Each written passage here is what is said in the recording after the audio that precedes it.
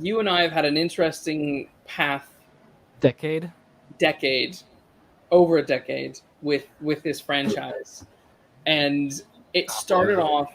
It started off as one that we loved and enjoyed and were excited for and I excited. remember. Yeah. I remember Iron Man 1 came out. We finished watching it, and this was with our friend in Indiana. And we Yes, just said, this is like, I don't know, this was really good. This was like the best movie since, I don't know, like, since, what did we say?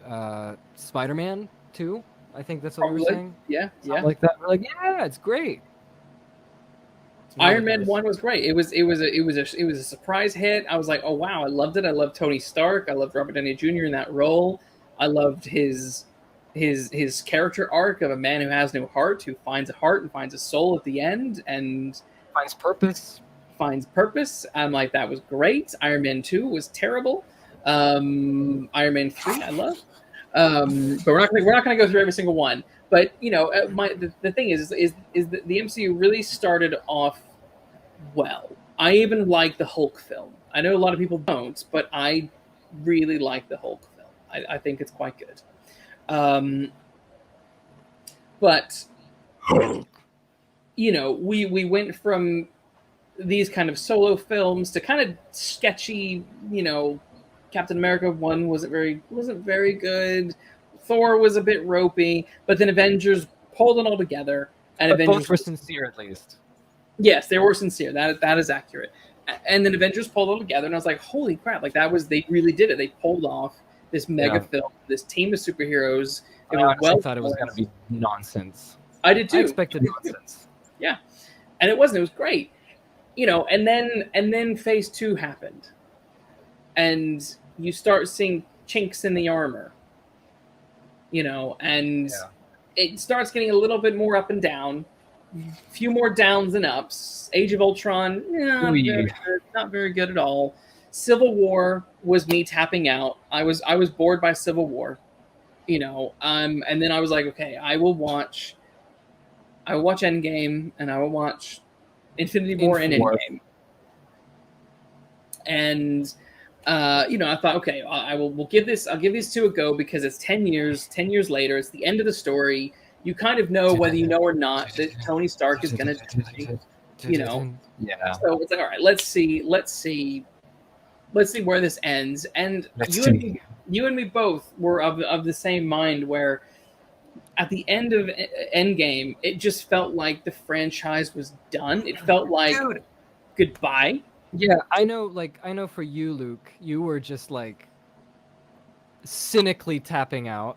For me, it was bittersweet. I didn't, for all the rough spots, that ending was just like, I had like I had a whole afternoon and evening after watching Endgame going, man, Cap, Iron Man, all those guys, it's over, man. It's done. This journey is finished. Exactly. And I was happy with that. I was happy with the journey to be over.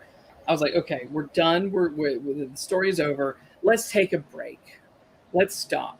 Let's put this stuff aside for a while, and let people calm down, because you're not going to be able to top a universe-wide crisis or And half not the just that, but universe. crisis for all the characters and Yeah, everyone that we've gotten to know so far. yeah. And but obviously Marvel, they don't know how to stop, because they're making too much money. And I get it. You want to make the money. I get Fine. it. But at what cost? And I feel the cost now is totally at the cost of creativity and originality and goodness. Um, and we'll read this comment by Anna. So Anna asks, "Have I rewatched the early MCU films recently? Wondering if I hate the new ones only because I've grown old and bitter, or if they really have got so much worse." I think Uh-huh. they've gotten worse. I think they've gotten worse. I don't think it's an old and bitter thing, and I think the reason for that is, as a kid growing up, and even now, like, there are films that are very old that I love and continue to age well, and then there are films that I loved when I was a kid that I'm like, these are bad. I didn't realize they Yeah. were bad, when I was a kid, but now I can realize, now I can see that they're Like bad. for me, Godzilla '98. Terrible. I loved it as a kid, man. I was obsessed with Godzilla '98. Yeah. I think the problem with Marvel is once you kind of got past the first Avengers film, and everything became very cookie cutter. And I've always said this with Marvel, is that I've always called it a bouncy castle. And The that is bouncy because castle is back. the bouncy castle is back.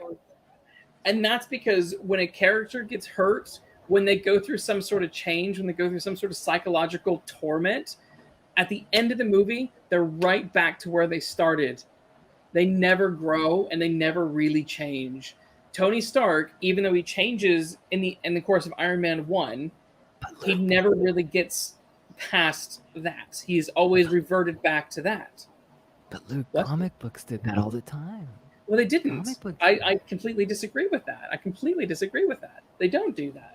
You know, Scott and Cyclops is always tormented by Jean's death. Wolverine is always pining.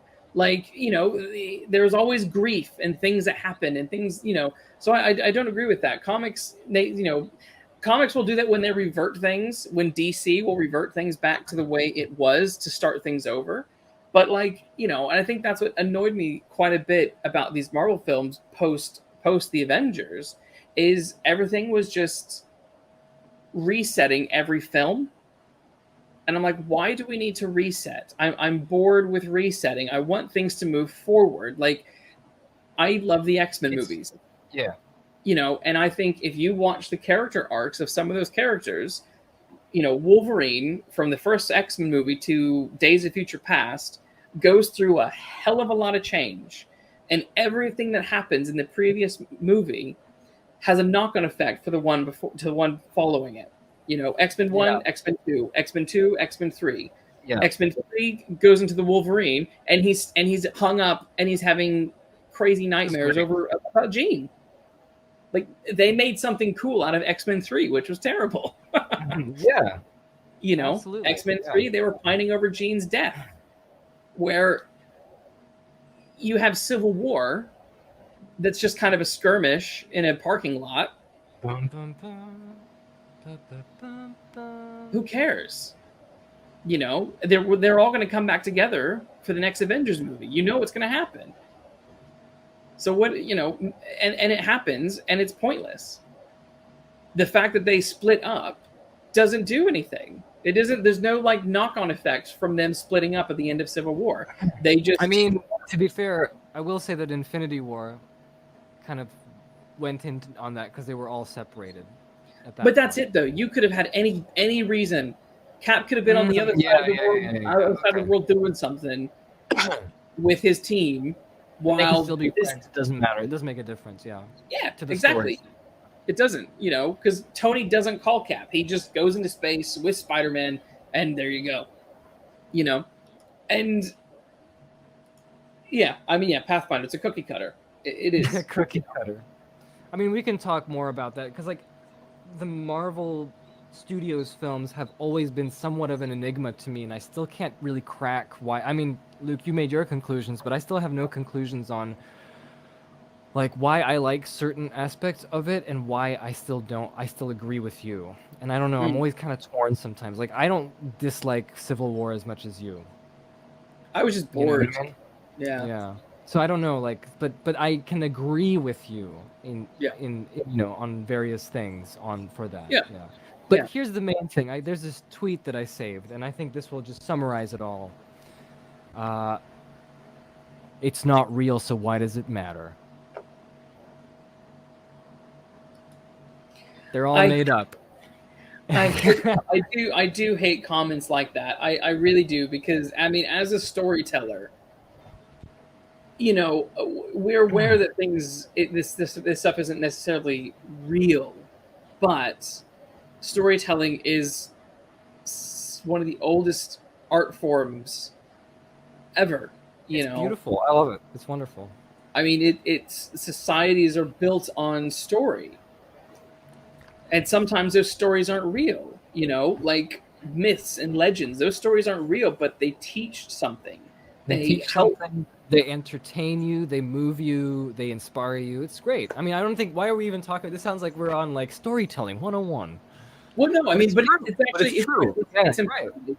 That's why those comments like that. I'm like, no, you. If you're saying that, then I think you're probably pretty ignorant about why storytelling is important, Yeah, why absolutely. character is important, why people relate to and want their characters to resemble who they are and grow at the same time and continue to inspire. Yeah, absolutely. Absolutely. Anyway, I wish I could be as interested into the MCU movies as everyone else is. I I don't know. get Every time Frank types, I always imagine his voice being like of a gruff '80s dude. I wish I could be as interested into the MCU movies as everyone else. I mean, sure. It's hard. I mean, we're talking about this and we're calling it, phase five. We're calling it I phase. really want to get away from MCU.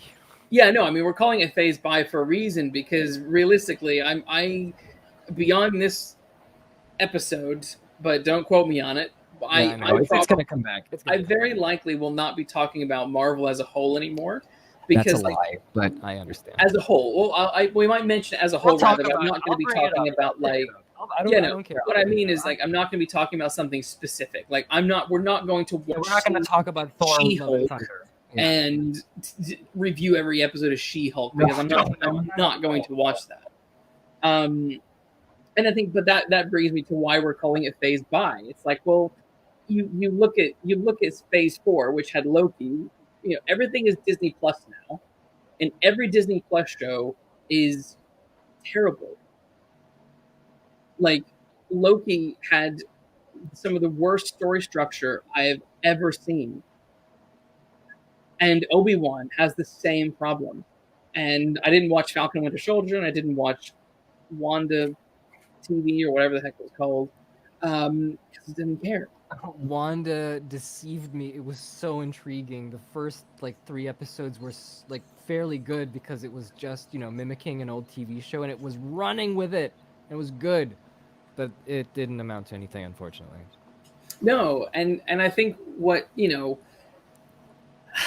bugs me and kind of bums me out about the new stuff is there's the article that went out that Kevin Feige wanted all of the original Avengers to die in Endgame, and you really feel that in these current phases because Thor is a joke, Hulk is a joke, Hawkeye is a joke. All of the ones who remain are the butt of jokes everywhere we see them, and it's not interesting to me. It's like, okay, you kept three of them alive, do something with them, and you clearly don't want to. Yeah, I But don't understand. You don't want to, or you just don't have the ability to, and I don't understand. yeah, no, Anna, that's like such a great point, and yes, constant comic relief. And why? Like we watched the trailer for She-Hulk, and it's like, why is this Sex in the City with superpowers? Like, why does it need to be like this? And Phil, I showed you that clip. You watched that clip of the from that Marvel cruise where they had that in-flight in cruise little video of Falcon and Captain Marvel and Yeah. who else was there, Miss Marvel and other people, and you know Ultron was there. Like there was this big fight on the deck of the ship, and it's all everything is a joke, and I think that's what was irking me towards the end of Endgame was I was getting so bored with everything. You have this serious dramatic moment undercut by a joke.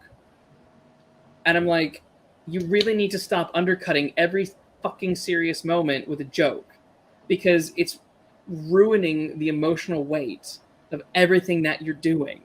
It's like I half expected someone to crack a joke when Tony died. I really legit did. Like, who gets his suits? I was waiting for someone to say something stupid like that. So who gets his suits now? Cut. Funeral. Yes, boom, end of film, credits.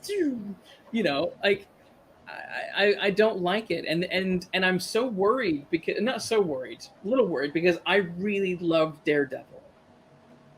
Netflix Yeah. Netflix series of Daredevil was Daredevil. so good, So good. 2 wasn't didn't very see it. good, but 1 and 3 is very good. Season 1 and 3 is very good. Daredevil coming back and being Disney Plusified, I'm like, oh my god, they, they're gonna turn it into a joke. It's gonna be full of comedy. It's not gonna have that dark, grittiness that it was capable of with Netflix. Because what grit is there on Disney Plus that doesn't come from a Fox property?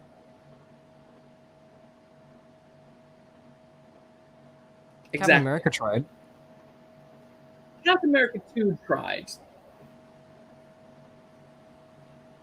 Captain America 2 tried. Anna says she's halfway through Daredevil for the first time, halfway through season 2. I mean, how do you find it? I think Charlie Cox is great. I think him and Karen are just awesome. I don't really like Foggy that much, but I think, the first half of Daredevil is awesome. I like that with the Punisher. That's like a really great mini season within Daredevil season 2. So season 2 isn't all awful, but I won't spoil anything. But I don't know. There's a lot of grit to it, and it's interesting to me that those Netflix shows really stayed so far away from the MCU. And at the time, I was kind of annoyed about it. You were annoyed about it. But now I'm like, no, oh my god, I'm so glad that they kept them so separate, because I can now go back and rewatch those few seasons and not have to think about any of these other things that were going on. Yeah. Yeah, no. Go on. I do remember back then, back in 2012, where we were like, man, they should have mentioned more about the Avengers and stuff like that. I remember us being like, yeah, they should have done. I mean, I've not seen any of those shows, but I was like, they should integrate them more. And it's like, now, dodge the bullet, baby. You can watch it anytime. You don't have to worry about it. Yeah, no, I mean, I am currently, I'm not watching it religiously or rewatching it religiously, but I'm dipping into it every once in a while, because I'm taking a lot of inspiration from it, because I really like Charlie Cox as an actor. And whenever you're like writing a book or writing a story, sometimes you think of a actor in your head, and I've sort of placed him in sort of the role. I kind of envision him as the protagonist in my new book. Totally. And so I kind of dived back into it a little bit, and I'm just like watching. I'm like, this is so good, and they're the only kind of Marvel shows that are really decent, And seeing what they did with Loki. Like, Loki was a side character in his own show. Same with Hawkeye. Like, it's just like, guys, and Hulk is obviously. I mean, the show is She-Hulk, so Hulk is just going to be a side guy. But you can tell from the trailers that it's going to be really cliche and unexciting.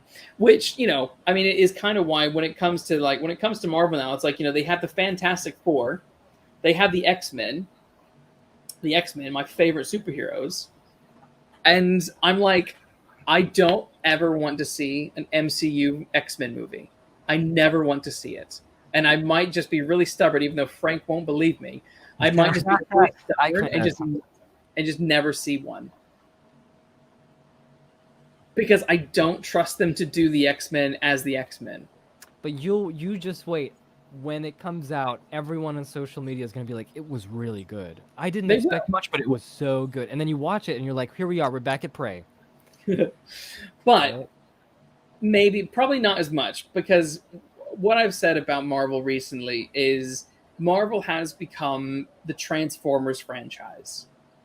Every Transformers movie that comes out is stupid, but it makes $1 billion or something like that. Makes a lot of money. And Marvel is the same. They don't have to try. They have a dedicated audience, so they just have to put the fast food out, and they will come. If you crap it, they will come. I mean, that's the thing. Yeah. Marvel. I mean, I think the biggest tragedy is they don't have to try. They don't at all, and it frustrates me to no end, because it's like, your franchise would do so much better if you tried. And I'm but we don't terrified. have to try. We can write a draft and pick it up into production, and we'll have a series in a year, and there we go. We got Yeah. more viewers to watch it, and then the next one will come out later, and it'll be the same. Yeah, no, it's so boring. Like it's so I'm exhausted with it, and like, That's why we try not to watch it anymore. and this is why we're saying Marvel Phase by, because it's Yeah. literally like we hung around for a few things with Phase 4, and boy were they very disappointing. It's like, no, Yeah. like, line in the sand. The only thing with Phase 4 I Which one was saw, the best thing? Like, what was the best thing in Phase 4 that we saw? Now I'm trying to think about that. I only saw Loki and Spider-Man No Way Home. Oh yeah, No Way Home. That's an So exception though, because No Way that's Home would have like to be the best one. yeah, but that's an exception because like we all know that the reason that was good was because Because the they last 40 minutes. because the other Spider-Man movies and implementing it fairly decently. Yes. There You was know. they respected both Toby and Andrew far more than I thought they would. Yeah, and the characters that came from their movies as the villains Yeah. as well. I was very surprised and happy because why are we talking about this? But I just like that each of these characters, Norman Oz, they came in and they kind of dominated the story as they would because those are the characters. You know what I mean? They're gonna cause trouble. Green Goblin's gonna cause trouble the way he did in the first Spider-Man, and Yeah. that's what hit me. I was like, wow, like Yeah. he came from Spider-Man, from Sam Raimi's Spider-Man. Yeah. He's not a washed, he's not a washed over, watered down No. version. No, not at So all. that was Not at great. all. Two things. Forgot to mention this one. I'm glad, Anna, that you are enjoying Daredevil. It is refreshing. Enjoy it because it is terrific. Chief Brody rules. Yeah. Funny thing is, Punisher is also coming back. I tweeted about this, and I Did you? said this is going to be the Teenage Mutant Ninja Turtles 2 Secret of the Ooze Oh version yeah, that's what you said. Right. I kind of of remember. Punisher, because if for those who don't know, that film is famous for the fact that like they don't ever use their weapons because Yeah. the first one was too violent. So like there's a significant dialing back of fighting and using their weapons, and I'm like, Disney Plus, they're not going to have the Punisher doing Punisher things. No way. It's going to be like a cheap version of it. Like it's going to be a funny version of it. And Yeah. and I'm done with the comedy, and it's a shame because last thing we'll talk about is Fantastic Four. You've always had a really good idea for the Fantastic Four. I love that you still remember about that idea. It's been like how long ago? A Like decade more. 12, 13, 7, like 13, 14 years ago. Like I've been talking about this all the time and I just said, look, let's just make a Fantastic Four movie, set it in the 60s. Perfect. I'd love to see that. And we also had like a Superman story we would set in the 40s as well, if you remember that. Yes, I don't know where it is. I drafted a 1940s version of the Doomsday Story, where throughout the whole film, Spider-Man, Spider-Man. Spider-Man, let me think. Superman is fighting Doomsday throughout the entire film, and so spliced between these big epic fights, you're getting caught up with the story, and there's like a bit going on with Lois Lane and infiltrating Luthor Corp, where they have kind of found the Doomsday, and then there's stuff going on with Superman, and Flashbacks, like stuff from yeah. So backstory it's stuff. yeah, so it's all kind of going all over the place, and then culminates in the big death of Superman. But it's not linear, but it's told like I think I did a good job on it. I think it's great. Probably not if I reread it. Well, maybe, yeah, I mean that's how it always goes, right? Yeah. But yeah, so I think what I mean is like you look at your old stuff and you're just like, whoa, okay. yes. But the concept I think is fun. And yeah, I like that. I like the idea of like, you know what? Let's get these guys out of the modern day, because sometimes it gets just so bogged down by modern day, and and also some characters just thrive way better in the time period they were created in as well. Case in point, Fantastic Four, in my opinion. Yes, Yeah, and I think Fantastic Four would benefit greatly from a 1960s treatment because, in the same way the X-Men First Class like knocked it out of the park. Oh, I forgot about that. Yeah. Knocked it out of the park. It's great. Great. Why Yeah. not?